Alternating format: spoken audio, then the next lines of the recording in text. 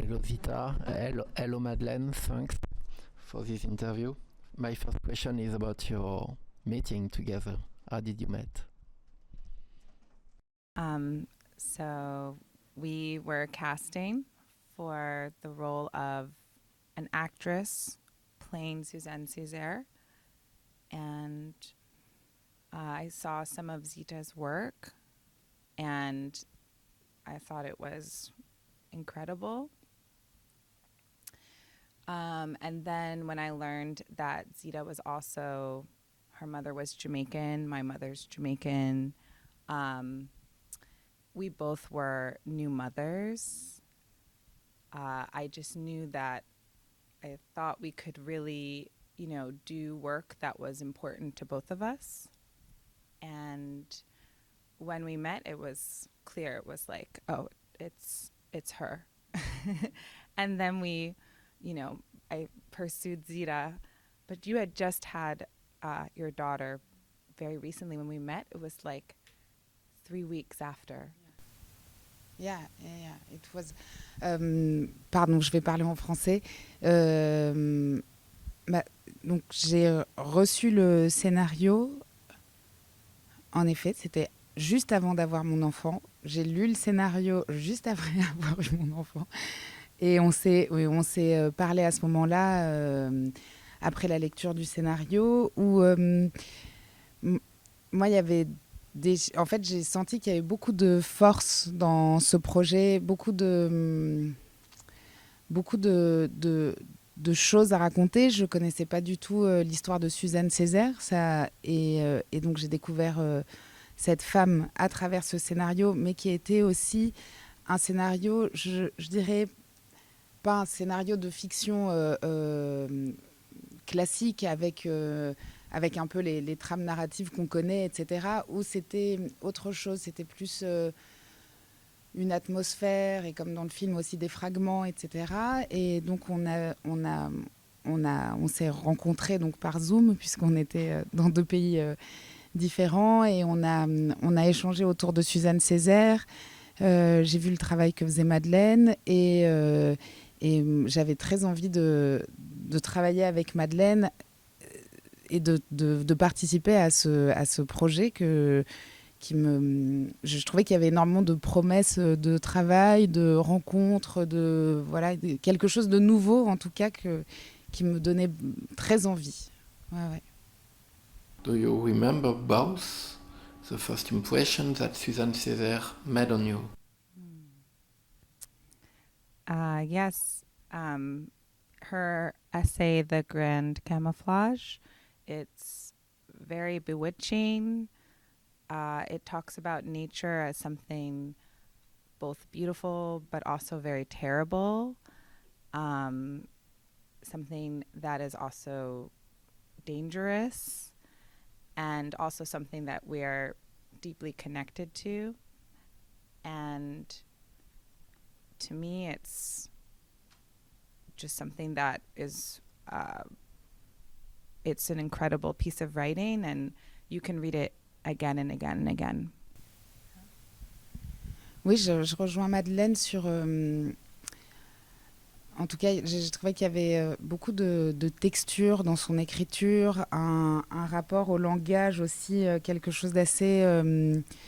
je dirais d'assez physique, en fait, dans son langage. Voilà, une dimension physique. Et ensuite, en effet, donc il y a eu plusieurs extraits de Tropique, de Grand Camouflage, ensuite des lettres aussi. Et ce que dit Madeleine sur ce rapport à la nature, ce qui est cette beauté, mais en même temps qui contient énormément de violence et de danger, etc. Je trouvais que c'était des choses qui me parlaient, mais qui dépassait la nature, quoi. Ou en tout cas, il y avait quelque chose de... Voilà, quelque chose dans lequel je pouvais, moi, me projeter. C'était inspirant, en fait. Quand on voit le film, on se pose vraiment la question de ce à quoi pouvait ressembler le scénario que vous avez reçu. Eh ben, le scénario, il était... mais il a beaucoup... Enfin, je dirais, il a beaucoup bougé, mais en même temps... because on a fait beaucoup on a beaucoup discuté par Zoom, répété, on s'est questionné, on a avec Madeleine et donc il a quand même changé par rapport à la première version, because I think the script that I received, it was after you change it like again and you work again on it before the shooting, and so it was like c'était mouvant, quoi. C'était une matière mouvante, et le scénario, il y avait une atmosphère, en fait. C'était aussi beaucoup des tableaux, en tout cas. Oui, voilà, c'était une atmosphère plutôt que... il ressemblait assez au film, en fait. Ouais, il ressemblait assez au film. Yeah. When we were rehearsing, the character and the script would change from the ways Zita and I were talking about the work, and so that we would have these like really early morning calls, and then I would go and I'd make changes during the day. It was very much started to be a collaboration in that way. Madeleine, as soon as you tackle the subject of Suzanne Césaire, the question arises of what form the film should take, how you're going to highlight our works and pay tribute to our works. Was it something for you that you took for granted from the beginning, or in the contrary, was it an ongoing search? So I'm of Caribbean heritage. I live in New York. I'm a filmmaker, and I wanted this film to be an authentic endeavor. So the film is about people now in the present on a film set. Most of the people are of Caribbean descent. They are, of African heritage, and they are thinking about the work of Suzanne Césaire. They're creating, cinema, the cinematic scenes of this history, this story.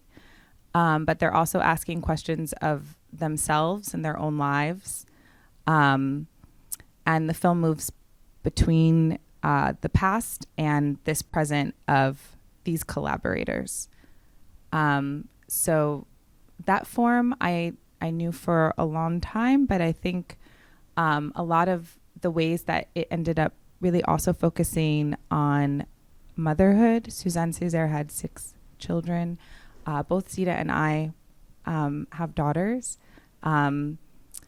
Became an urgent question in the work from our conversations. And also I was inspired by a film by Sarah Maldoror, which took place in South Florida and was about Aimé Césaire. And it inspired me to really limit the film to one piece of land,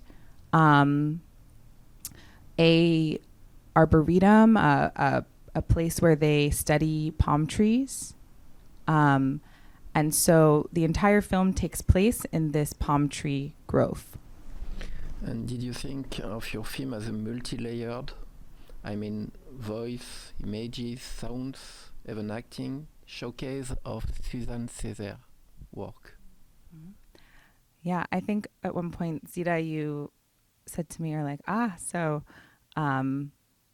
people will leave with a feeling of the work.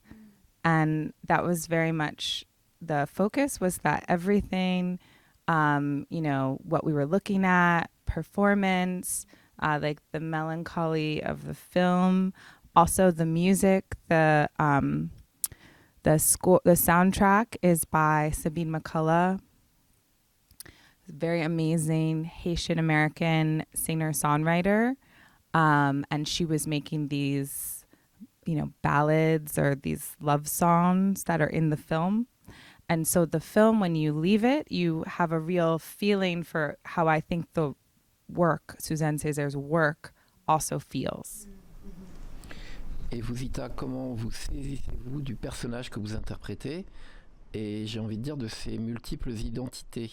C'est-à-dire que vous êtes Suzanne, vous êtes aussi celle qui interprète Suzanne et une poétesse qui s'interroge sur son travail. Mais vous êtes aussi, du coup, quelque part, celle qui réfléchit à la manière de jouer et de mettre en scène, Suzanne, et quelque part, vous êtes un peu Madeleine aussi dans le film. En fait, le rôle que je joue, c'est une actrice qui recherche autour de Suzanne Césaire. Elle se questionne sur la façon dont comment elle va l'interpréter. Est-ce que c'est possible ou pas de l'incarner? Mais ce que je trouve très juste dans cette forme-là, dans les choix que Madeleine a fait par rapport à comment elle allait raconter Suzanne Césaire en prenant le prisme d'une actrice qui joue ce personnage et qui n'a que des fragments en fait de son écriture et de qui elle était. C'est sur la question du présent, puisque le métier d'actrice et d'acteur, notre métier, c'est vraiment jouer avec le présent, puisque on a beau répéter ou préparer un rôle ou travailler en amont, mais à un moment, ce qui est capté par la caméra, c'est ce présent-là et qu'on ne pourra pas le changer. Et ce qui compte finalement, c'est ce moment-là, nourri de tout ce qui a été fait avant. Et ce que disait Madeleine, voilà, sur le... On ne pourra pas avoir... on n'ira jamais dans le passé vivre avec Suzanne Césaire et la rencontrer, la connaître et savoir exactement qui elle était, quelles étaient ses aspirations, quelle artiste elle était, quelle mère elle était, etc. Mais nous, on deal avec quand on a on ne peut que interpréter et imaginer, et le fait de raconter cette histoire à travers le prisme de ce personnage d'actrice qui se pose ces questions de qu'est-ce qu'on fait du passé, comment à la fois on est juste dans la façon dont on rend ce passé, et en même temps on n'a pas grand-chose non plus, et comment donc je trouve qu'il y a vraiment cette le métier d'actrice dans le film est extrêmement bien utilisé, puisque c'est un métier un peu qui est aussi en lien avec les fantômes, quoi, avec des choses aussi insaisissables. Je pense de cette façon-là, en étant aussi sur nos questions qui nos discussions autour de Suzanne Césaire, de la place de Suzanne Césaire, qu'est-ce qu'elle laisse aussi qu'est-ce qu'elle lègue en fait à des générations de femmes aussi, et de femmes d'origine caribéenne, d'origine africaine, à des femmes artistes. Qu'est-ce qu'elle laisse comment ça questionnait aussi en effet la place d'être une femme artiste en étant mère, en étant quelle place ça laisse aussi dans le travail, et comment ça nourrit ou parfois ça entrave aussi, ou comment mais c'était beaucoup dans l'imaginaire aussi, où on avait une grande complicité de travail vraiment dans l'imaginaire, quoi. J'avais vraiment cette sensation que on approchait Suzanne Césaire ensemble, et je me nourrissais de toutes les recherches que Madeleine avait fait sur Suzanne Césaire, sur Aimé Césaire, etc. Et c'était beaucoup, quoi. Il y avait une grande complicité de travail qui est hyper agréable en fait à avoir. Ouais. Madeleine, mixing languages, English, French, I'm not sure, but I guess a little bit of Creole, at least in the music. Was it part of the whole art project, or just something that came and you decided to deal with? There's a writer, Kamal Braithwaite, who describes the Caribbean as a mountain range. All the islands are connected just under the sea. And it's true in the Caribbean, you know, you have people who are separated just by water, but only by maybe 15 kilometers. And in one place they speak, you know, Spanish, and in the next they speak English, let's say. And often people, you know, are moving around, and they might be related to people over here. And so for me, that is a very, you know, naturally Caribbean thing, that we would be having this conversation, you know, in multiple languages and trying to find like a common site together, because we have a shared history. And I wanted the audience to be able to be a broad audience of people who are concerned with this history. The first scene is a long tracking shot. Then very quickly you decide that the images should follow Suzanne's text and their themes. I would say superimposed on them. Can you talk about how you think about the images more particularly? Well, our cinematographer, Alex Ash, is a very close collaborator to me, very wonderful filmmaker. And, you know, we shot on 16, and Alex and I have worked on a number of projects. We always shoot on film. And we were in, you know, in the forest for this shoot the whole time. And we had a big dolly in the forest, which was both, you know, which was both a wonderful thing, but also a limitation too.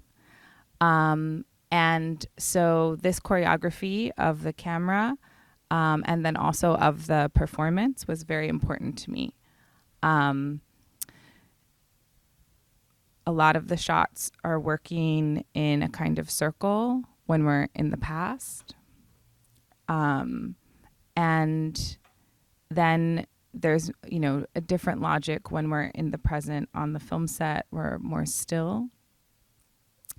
And one thing that I think Zita, you know, that we were able to, that I love that we were able to create, is also Zita's just blocking in performance, that even though we're reading text, it's in movement, it's alive. And a lot of the work that we did together too was around finding a reason for every single sentence that was read. But, you know, Suzanne Césaire's writing is very concerned with the forest. And so that's the other character, I think, in the film, is the forest itself and, you know, the storms of the tropics. I have the same question with sound on music. Well, some of the sound is, you know, location sound. There were big storms. We were outside. And again, Sabine is someone before we started shooting, I think I sent Zita a mixtape, and I actually had Sabine's music on the mixtape. And I was like, I think the film's going to feel like this, you know? And then it was so exciting when we got to work with her, and, you know, she could then take the film and try to bring it to life with music. The music's very important in the film. It's not traditional. And it's very, you know, special music that she made for our film.